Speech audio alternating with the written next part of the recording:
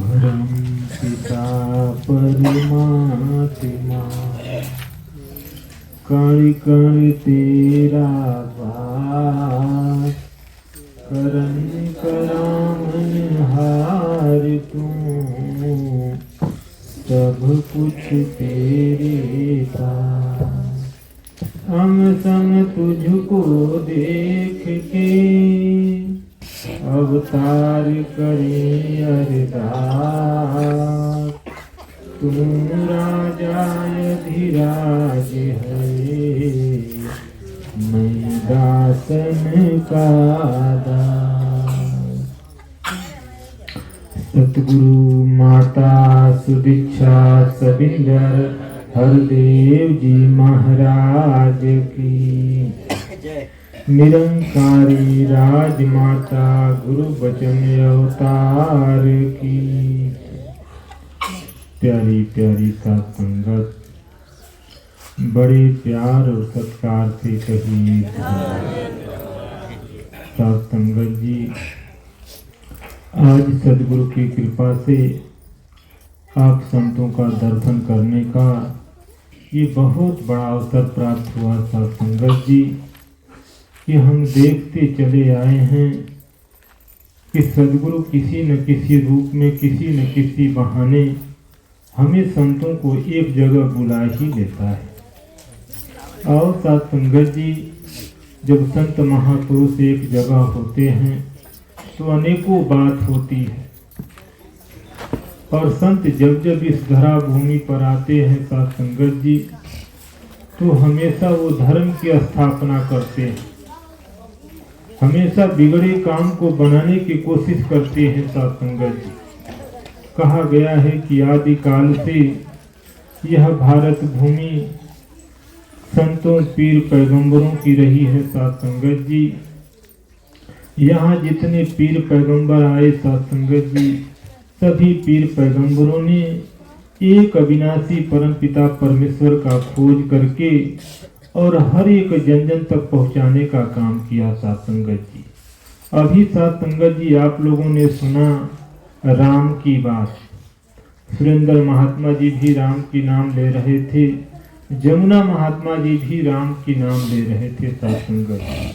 आओ सात संगत जी, राम जी को नहीं पता था कि हमें भी गुरु करना है सात संगत जी। कहा गया है कि राम कृष्ण और नानक को भी स्वतः नजर यह आया ना। अवतार वाणी ये कहती है सात संगत जी कि राम कृष्ण नानक को स्वतः यह निराकार परमात्मा नजर नहीं आया सात संगत जी, क्योंकि इन लोगों ने गुरु किया। जैसे में राम ने गुरु वशिष्ठ से जाकर के सात संगत जी इस अविनाशी परमात्मा की जानकारी प्राप्त की, तो विश्वामित्र जी ने पूछा क्या अपने आप की पहचान हो गई? तो उन्होंने कहा सात संगत जी, हाँ मैं अपने आप की पहचान कर लिया। तो बताए कि एक फूल को मसलने में देर लग सकता है, लेकिन परमात्मा को जानने में देर नहीं लगेगा सात संगत जी। तो कहा गया है कि जब समय का सदगुरु आता है, जब पूर्ण गुरु मिलता है, तब वह इस पूर्ण परमात्मा का दर्शन कराता है सात संगत जी। आज जब पूर्ण गुरु नहीं मिलेगा सात संगत जी, तो तंत्र मंत्र में भरमा देगा, माला पूजा पाठ में भरमा देगा सात संगत जी। आप जैसे कोरे आए थे वैसे ही लौट जाएंगे। इसलिए निरंकारी मिशन के संत महापुरुष ये चिल्ला चिल्ला करके कहते हैं कि आओ रब के दर्शन कर लो, कह दो सब इंसानों को। ये पहले रब का दर्शन की बात करते हैं सात संगत जी। जैसे ने राम ने रब का दर्शन किया सात संगत जी, तो उन्होंने कहा कि एक फूल को मसलने में देर लग सकता है, लेकिन परमात्मा को जानने में देर नहीं लगेगा। तो इसी तरह ये संत महापुरुष ने उस जगह पहुंचा सात संगत जी, उस अविनाशी परमात्मा का दर्शन हुआ, तब ये बात कह रहे हैं। कहा गया है कि जिन्होंने पाया उन्होंने गाया सात संगत जी। तो आज निरंकारी महात्मा ने पाया उस अविनाशी परमात्मा को, तो गली गली गांव गांव गा रहे हैं सात संगत जी। जैसे मीरा ने पाया तो गाई, कि पायो जी मैं तो राम रतन धन पायो, वस्तु अमोलक दी मेरे सदगुरु कृपा करे अपनायो। जन्म जन्म की पूजी पाई जग में सभी खवायो, अखर्चे नहीं कोई चोर न लेवे दिन दिन बढ़त सवायो। पायो जी मैं तो राम रतन धन पायो। तो कहा गया कि जे जाने ते देह जनाई, अजानत तुम ही होई जाई। तो जिनके पास ये ब्रह्म ज्ञान होगा साथ संगत जी, जिनका गुरु पूरा होगा वही इस ब्रह्म ज्ञान के प्रति बात करेगा। बात तो सभी करते हैं कि राम सत्य है, अवतार वाणी भी कहती है कि नकल के भीतर असल छिपा है, इसी असल से प्यार करो। तो पता चला कि नामी की पहचान नहीं है, नाम की रटन लगाते हैं।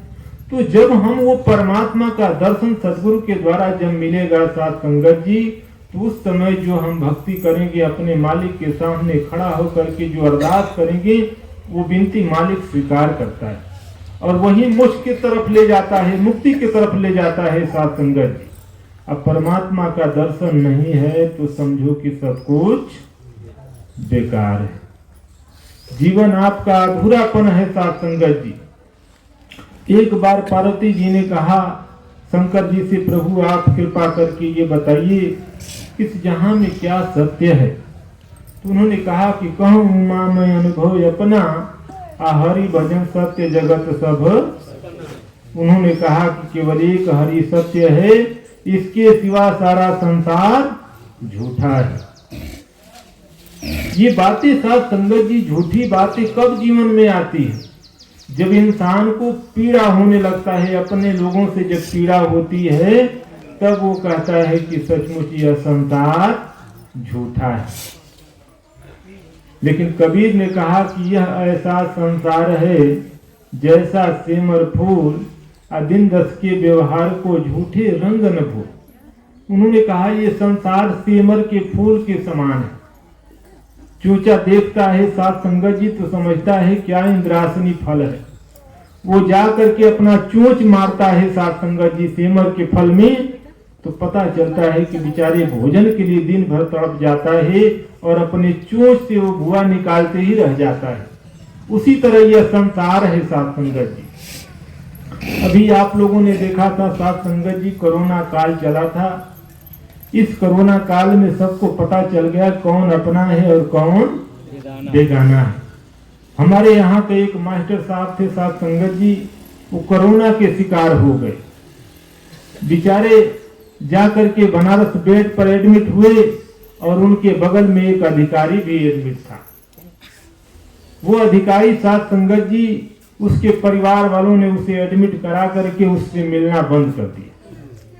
वो अधिकारी नर्स से कहता था कि बेटा एक बार मेरी बहू से कह दो, एक बार मेरे पोते से कह दो, एक बार मेरी पतोहू से कर दो, लास्ट चांस हमसे मिल ले, क्योंकि अब घुटन हो रही है, अब जीने का मन नहीं कर रहा है। पर सभी लोग आते थे और बाहर सब पेमेंट पैक करके भोजन बाहर दे करके और चले जाते थे, लेकिन उनसे मिलने के लिए कोई नहीं गया साथ संगत। अंतुगत्वा लास्ट में वो शरीर छोड़ दिए। तो कहा गया है कि रे नर तेरा इस दुनिया में कोई न संगी साथी है, असंग न तेरे जाए कोई जान अकेली। अरे रहेगी रोती जननी तेरे, रहेगी रोते भाई भी, आशीष पकड़ के तिरिया रोवे देती रहे दुहाई भी। तो साथ संगत जी कहा गया है कि अंत में केवल इस मालिक का स्मरण ही काम करता है, नहीं तो ये संसार के जितने रिश्ते नाते हैं, जितने मोह है साथ संगत जी, इस मोह में हम इतने व्यस्त हो जाते हैं कि ये मोह हमें सुख नहीं दे पाता है। दुख के सिवा सुख नहीं है इस संसार में साथ संगत जी। कहा गया है कि जे सुख को चाहे सदा तो शरण राम की ले। परमात्मा की शरण में हम जाएंगे तभी हम सुखी होंगे साथ संगत जी। क्योंकि पैगंबर जब जब इस धरती पर आया तो केवल एक परमात्मा की बात कहा, केवल एक परमात्मा की आवाज दिया, लेकिन वो परमात्मा वो पैगंबर साकार भी है और निराकार भी है। क्योंकि निराकार रूप में सबके घटों में वो बैठा है साथ संगत जी, और साकार रूप में कहीं एक जगह है साथ संगत जी। अभी वो महात्मा जी बोले जो घटना वाली बात साथ संगत जी कि गुरु की जब कृपा होती है तो चोटी भी पहाड़ लांघ जाती है, लंगड़ा भी पहाड़ लांघ जाता है, अंधे को सब कुछ दिखाई देने लगता है। तो बाबा हरदेव की जितनी करिश्माएं हैं साथ संगत जी, ये वाणी द्वारा हम लोग वर्णित नहीं कर पाएंगे। वो महात्मा जो बात कह गए साथ संगत जी कि प्यार में इंसान अगर जो व्याकुल हो जाए तो उसे परमात्मा की कृपा बन ही जाती है। दास के सामने साथ संगत जी ये बातें गुजरी। दास भी समागम के दौरान जब पहुंचा था तो मन व्याकुल सा हो गया कि उतने दूर से हम आए हैं और बाबा हरदेव जी का करीब से दर्शन नहीं कर पाए। देखिए साथ संगत जी, मन में हृदय में इतनी पीड़ा होने लगी, इतनी वेदना होने लगी कि ये जैसे जीवात्मा आत्मा ये परमात्मा से मिलने के लिए व्याकुल हो जाती है, हमेशा तड़पती है, कभी मंदिर कभी मस्जिद कभी गुरुद्वारा हर जगह जाती है मिलने के लिए, लेकिन वो नहीं मिलता है। और जब वो मिलता है तो ये रोने लगती है आत्मा के, अरे कई जन्मों के बाद आज ये जन्म मिला है जो प्रभु आपका दर्शन हो रहा है, ये मेरे धन्य जीवन हो गया था संगत जी। जब मन में ये बेचैनी होने लगी तो दास ने मन में एक बार सोचा कि इस बार चलेंगे बाबा जी के करीब, कितना ही संघर्ष करना पड़े। साथ संगत जी देखो, मन की व्याकुलता सदगुरु समझ जाता है। दास उसी रास्ते से गया था नमस्कार करने। 2-3 घंटे बाद सेवा दल के जवान 1-1 इंच बढ़ने देते थे। 2-3 घंटे लग गए बाबा हरदेव के पास जाने में साथ संगत जी। और जब वो व्याकुलता प्रकट हुई साथ संगत जी तो दास जैसे कि तैसे जा रहा है, सेवा दल ऐसे खड़े हैं, कोई नहीं कह रहा है कि नहीं आप इधर क्यों जा रहे हो। बाबा जी के सामने जब दास पहुंचा साथ संगत जी तो बाबा जी मुस्कुराने लगे, यानी उनका हृदय समझ गया कि नहीं मेरा भगत ये व्याकुल होकर के मेरे करीब आया है। तो मतलब रूह गदगद हो गई साथ संगत जी, गुरु का दर्शन पाकर के ये रूह गदगद हो गई। मुझे ये आभास हो गया कि मेरा गुरु मेरी व्याकुलता को समझ गया। तो गुरु आता है, जो गुरु पूर्ण होता है साथ संगत जी, वो अंधकार को मिटाता है और प्रकाश को दिखाता है साथ संगत जी। तो हमारा गुरु जो बाबा हरदेव सिंह जी थे, इस समय माता सुदीक्षा जी हैं साथ संगत जी, ये उन्हीं ज्ञान का दर्शन कराती है जिस ज्ञान का दर्शन पाकर के कभी मीरा बावली हो गई। वो गाई कि अब तो फूल फैल गए, अब आनंद ही फल होई। उन्होंने ये बताया कि मेरे साथ जो संघर्ष हुआ, अब तो गुरु की कृपा मेरे ऊपर हो गई, अब तो सभी लोग सत्कार देने के लिए तैयार हैं। निरंकारी मिशन में भी ऐसा ही था साथ संगत जी। अभी सुरेंद्र महात्मा जी अवतार वाणी पढ़े ना कि अवतार ये जीवन रहे या जाए, इससे मुख ना मोड़ूंगा। तो ये समय इतना आसानी से नहीं लिख दिया गया अवतार वाणी में साथ संगत जी। वो समय था, महात्माओं को स्वतंत्रता नहीं थी कि वो जगह जगह जाकर के सत्य का प्रचार करें, क्योंकि जगह जगह रोका जाता था साथ संगत जी। और रोकने वाला कौन था? हम ही आप लोग थे। जैसे सिमूरत महात्मा जी यहाँ बैठे हैं, इनका भी पता चला कि लोग निरंकारी हुए तो ये घर का ताला मार दिए। जब पता चला कि नहीं ये तो निराकार वही सत्य है जो राम आकर बताए थे, जो कृष्ण आकर बताए थे, जो ईसा आकर बताए थे, जब इनको ये पता चला तो ये समझ गए कि अरे ये तो समय का रहबर आया है, ये तो समय समय पर हर युग में आता है, ये तो वही राम आया है जिस राम को कभी अर्जुन ने कुरुक्षेत्र के मैदान में देखा था। ये तो वही राम है जिस राम को कभी हनुमान ने देखा। ये तो वही राम है जो आज बाबा हरदेव के रूप में प्रकट होकर के सारे भक्तों को ये ज्ञान दे रहा है। कहा गया है कलयुग केवल नाम आधारा, सुमिर सुमिर नर उतर ही पारा। तो ये गुरु की कृपा है साथ संगत जी, कैसे नाम दान हमें मिला, ऐसे सत्य रहबर का दर्शन हुआ साथ संगत जी। लेकिन रही बात साथ संगत जी, कहा गया है कि ज्ञान कर्म में ढल जाए तो जीवन का श्रृंगार बने। जब सचमुच हम अपने कर्मों में उतारेंगे साथ संगत जी, तो झोलियां भर जाएगी खुशियों से। अब केवल कहा गया है कि ऊपर ऊपर चलने वाला हासिल क्या कर पाएगा, और नीचे नीचे चलने वाला हीरा मोती चुन के लाएगा। तो हम केवल ऊपरी मन से चलेंगे साथ संगत जी। सत्संग में जाते हैं, कहा गया है कि जब तक 5 प्रण नहीं माने हो नहीं सकता शब्द ज्ञान। तो हमें 5 प्रण को मानना है साथ संगत जी। जैसे में पहला प्रण है तन मन धन निरंकार परमात्मा की देन है, तो जिसकी वस्तु उसकी समझो, विषय नहीं तकरार का है, कहे अवतार। ये पहला प्रण है तन मन धन निरंकार का। तो हमें समझना है साथ संगत जी। साथ संगत जी, दास सुबह थोड़ा एक नेट पर देखा कि राम जी का दरबार लगा हुआ था और सारे दरबारी आ रहे थे। सभी लोग अपना अपना सुझाव राम से बता रहे थे, प्रभु हमें ये दिक्कत। जब सारी सभा खत्म हो गई तो राम ने लक्ष्मण से कहा कि देखो बाहर कोई और तो नहीं है। साथ संगत जी, लक्ष्मण बाहर निकल के देखते हैं तो कोई नहीं दिखाई दिया। एक कुत्ता दिखाई दिया जो रोते हुए भगवान राम के तरफ चला आ रहा है। लक्ष्मण जाकर के बोले, प्रभु ये कुत्ता रोता हुआ नजर आ रहा है। उन्होंने कहा ठीक है, उसे बुलाओ। साथ संगत जी, उस कुत्ते को बुलाया गया। राम ने उसके दुख के बारे में पूछा तो उन्होंने कहा, प्रभु हम रास्ते में लेटे थे और एक ब्राह्मण ने हमें डंडे से मार दिया। अब मैं ये चाहता हूं कि उस ब्राह्मण को दंड दिया जाए। राम ने कहा उस ब्राह्मण को बुलाओ। ब्राह्मण को बुलाया गया साथ संगत जी।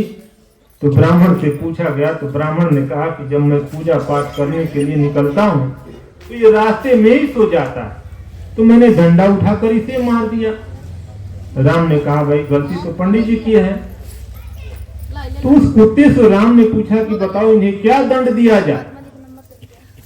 तो कुत्ता ने बोला, प्रभु इनको यहाँ का मठाधीश बना दिया जाए। भगवान राम सोचने लगे कि अजी इसको इतना कष्ट है, इतना दुख है, पीड़ा के मारे इसके अश्रु रुक नहीं रहे हैं, और ये कह रहे इसे मठाधीश बना दिया जाए।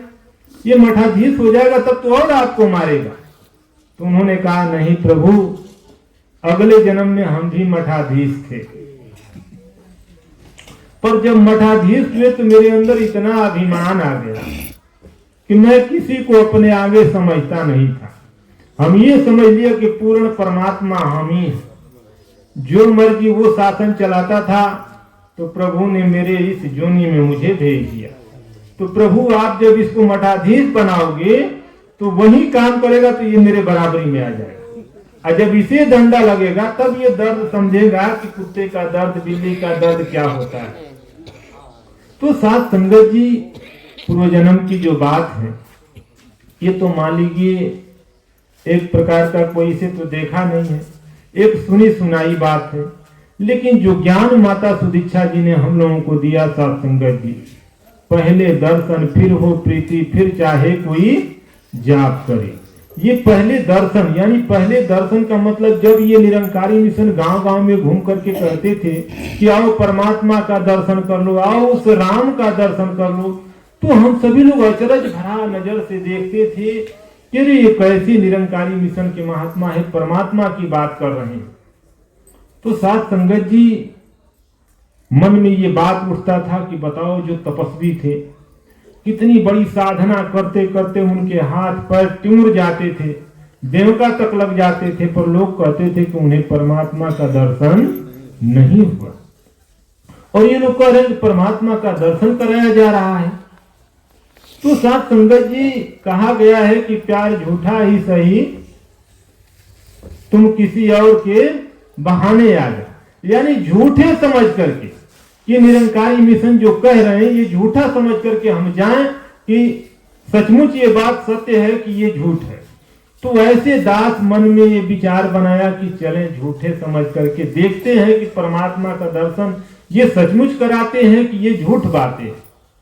साथ संगत जी, जब दास आया और जब परमात्मा का दर्शन हुआ तो बिल्कुल शरीर सुन्न सी पड़ गई,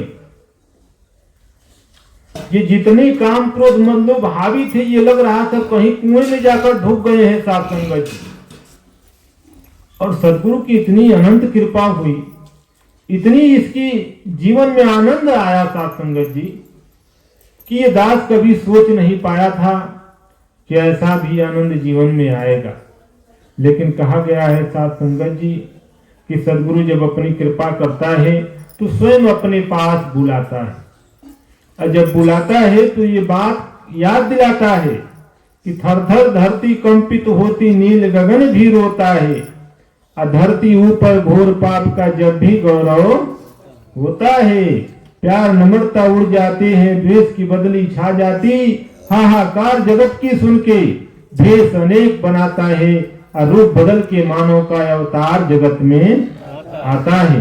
तो जब ये अवतार लेकर के आता है साध संगत जी, तो अपने भक्तों को अपने पास बुलाता है, और बुला करके कहता है कि तन की सुंदरता तो केवल आंखों तक रह जाती है, और मन की सुंदरता तो दिल में जगह बनाती है।